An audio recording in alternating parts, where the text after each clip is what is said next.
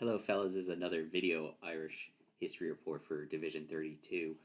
I'm out of town this weekend, so unfortunately, I can't be with you there in person. And also, unfortunately, I'm not in some cool location with a connection to Irish history like Dublin or Gettysburg. So you're going to have to make do with this story here, just from my home here that I'm recording before I leave for the weekend. I want to share with you a story that my grandmother, Nana, used to tell me when I was very small and growing up in Dublin. Sitting around the fireplace is one of the stories that my grandmother, who was born in 1920 in rural Tipperary, used to tell my sister and I about Irish history. And I thought maybe it'd be fun to share that with you and also just kind of see if Nana's story checks out. So, growing up, Nana used to say that the Titanic, when you looked at the numbers painted on the side of the Titanic, were 390904. And when you held that up in a mirror, it says no Pope. Now, this is an important fact because the Titanic was built in Belfast at Harland and Wolff Shipbuilding Company. And this company was run by Protestant Unionists with a very long history of discrimination against Catholics and nationalists in Belfast, going so far as refusing to hire anyone that they knew was a Catholic. So this was the shipbuilding place where the Titanic was built was a cauldron of anti-Catholic, anti-nationalist sentiment. Unfortunately, the story, which sounds pretty amazing, is not true. That was actually not the number of the Titanic. So that was a bit of legend that Nana passed along to us. But what is true is that there were definitely anti-Catholic slurs written on the inside of the Titanic when it was launched from Belfast.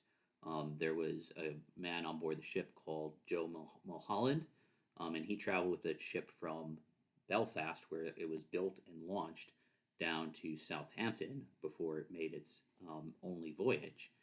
And he commented that there were anti-Catholic slurs written on the inside of the ship, and that the captain of the ship actually made them scrub that away because he was offended at this language.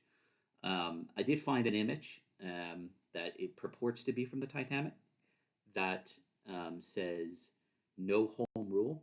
Home rule, if you recall, was the movement for some semi-legislative independence from Ireland in the early 20th century.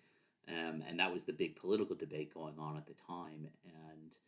And now, I couldn't confirm that was actually from the Titanic. There's some suggestion that it's actually from the Olympia, which was the Titanic's sister ship.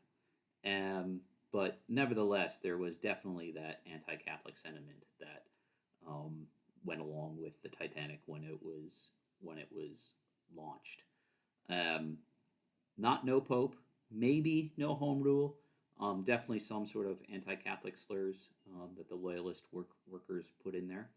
One of the reasons why Britain was so keen to keep the north of Ireland in the early 1920s was to retain the massive shipbuilding capacity that the dockyards and Harland and Wolff in particular provided in Belfast. And Britain was very keen to use this industrial power for the Royal Navy. In the 1920s, there's a famous thing called the expulsion of workers from Harland and Wolff, where anyone who was a Catholic and had managed to get a job at the shipyards was actually expelled and chased out. Some were thrown into the water. Some were threatened with weapons. Some had their were attacked with crowbars and such, and were forced to flee permanently from Harland and Wolff's workforce. This sectarian discrimination against Catholics continued right up almost to the end of the 20th century, really. It was a notorious place for loyalist violence. The Ulster Volunteer Force, one of the loyalist paramilitaries, had a presence in Harland and Wolff right up to the 1970s. So this was this history of this massive shipbuilding industry, and the company that built the Titanic does have this history that's intertwined with sectarianism and anti-Catholic prejudices. If you go to Belfast now, there is a very cool museum. They call it the Titanic Quarter. I have not yet been, but everything I hear about it says that it's actually a pretty neat place to go and visit and take a look around. I'm not sure how much it delves into this particular darker history of the shipbuilding industry in the north of Ireland and of this anti-Catholicism among the workers that were working in the shipbuilding industry, but that is very definitely a part of the history of the shipbuilding industry in Belfast. So while my nana was not factually accurate with her remarks regarding no Pope being written on the side of the Titanic, and I don't think that you can blame anti-Catholicism for the sinking of the Titanic at the end of the day. I think you have to blame the iceberg.